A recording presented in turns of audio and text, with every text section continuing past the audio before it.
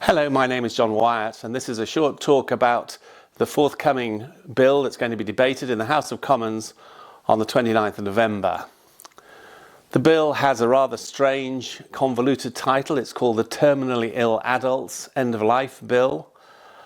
But that title conceals what its sole purpose is, which is to legalise a form of assisted suicide. For the first time in British law, if this bill is passed, suicide, instead of being seen as something to be opposed and prevented, will be seen as something to be supported and assisted by doctors under certain circumstances. You know, for hundreds of years, this country has been completely opposed to suicide, like all other cultures that have been influenced by the Christian faith. Suicide has never been celebrated or encouraged. It's always been seen as an act of despair and hopelessness. And certainly this is what we find in the Bible. Just think of the examples of King Saul in the Old Testament or Judas Iscariot, where their suicides were seen as acts of despair. This is quite different from some other pagan cultures which have often celebrated suicide as a noble act, the act of the warrior or the nobleman. But in Christian thinking, and in all societies influenced by the Christian faith, suicide has been opposed, not only because of the destruction of a valuable, uniquely precious human life, but also because of the horrific effect that suicide so often has on other people, on families and on communities as a whole.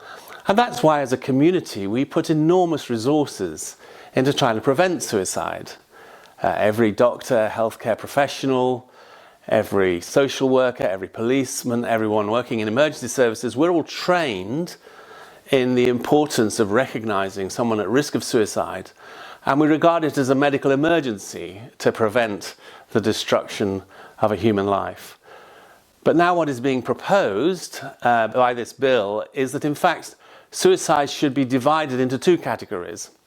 Those that should be still opposed and prevented, and then a different category of rational suicide at the end of life, which instead should be accepted and even facilitated. And the passage of this bill would represent something of extraordinary moral and spiritual significance, because the destruction of a human life is always something of awesome significance. In Christian thinking, every human life is uniquely precious. Every human life is made in God's image. And I love the definition of Christian love given by a theologian who said this: love is a way of saying to another person, it's good that you're alive. It's good that you're in the world. The trouble with promoting suicide is it sends exactly the opposite message. It says, it's bad that you're alive. It would be much better for the world if you weren't here. Why don't you go ahead and kill yourself? And this is what doctors and other healthcare professionals will be caught up in, this act of encouraging and assisting and facilitating suicide. Behind all this, there is a deep spiritual battle. You know, in John's Gospel, the Lord Jesus gave two criteria, definitions, if you like, about the evil one. First of all, the evil one is a murderer. And second, the evil one is a liar. And I'm afraid to say that both of those activities can be seen in the spiritual battle. That's not to mean that many people who are supporting this bill aren't motivated by genuine humanitarian concerns. They genuinely believe that this would be a good way for our country to go. But I think if you have eyes to see, you can see that behind this move there lies a darker side that revels in the destruction of human life and also in the manipulation of language. So we need to try to penetrate the veil of euphemistic language, which is so often used. Words like assisted dying, or medical aid in dying, or death with dignity, or choice and control at the end of life. All of these are euphemistic terms designed to conceal what is talking about the destruction, the intentional destruction of a uniquely precious and valuable human life. And you know, there are so many people who are vulnerable, so many older people who are lonely, so many older people who are worried that they might be a burden to others.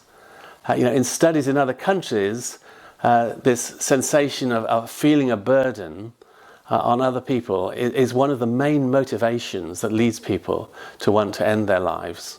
So surely there must be a better way rather than encouraging people to kill themselves. And the truth is, of course, there is a much better way. Here in the UK, we lead the world in palliative care services. That's all due to an initiative started by a small group of Christian physicians more than 50 years ago, who, among them Cicely Saunders, who developed a completely new and compassionate way of helping people to die well.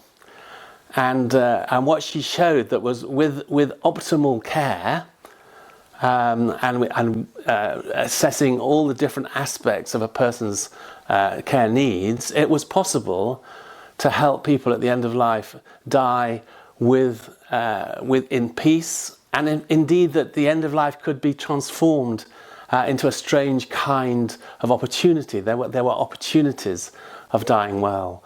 And Cicely Saunders recognised that people at the end of life who were suffering, it was not just about physical pain, but there are many other forms of suffering at the end of life, including psychological pain, where there's such things as anxiety and depression, or loneliness. There's relational pain. So many people at the end of life suffer from broken relationships.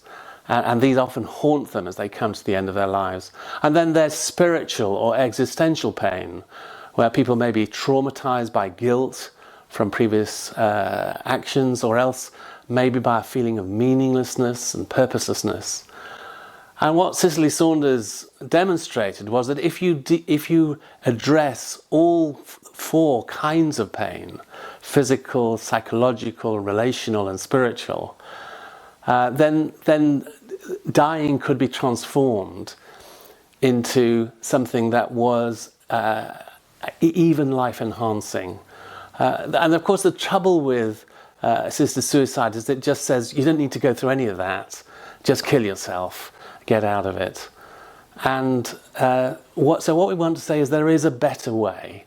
There genuinely is a better way. But sadly, even though we have the best palliative care services in the world, they are still chronically underfunded. Palliative care is not a major priority within the National Health Service. We put our money to many other different areas, but this particular area is something that remains a low priority. And so, can I ask you first of all to pray? This is a spiritual battle, and prayer is a vital weapon. If you know other people who have a particular concern for intercession, could you please ask them to pray? Specifically, pray for MPs, pray for those who are advising them, pray that what will happen on the 29th of November will redound to God's glory. And then could you please think about contacting your MP? You know, the wonderful thing about democracy is that we have this extraordinary right as ordinary citizens to have a voice, to play a part. And MPs respond when they're approached individually. So could you think about contacting an MP and explaining to them why you feel this is not the right way forward for our country, and asking them to vote against the bill? Thank you very much.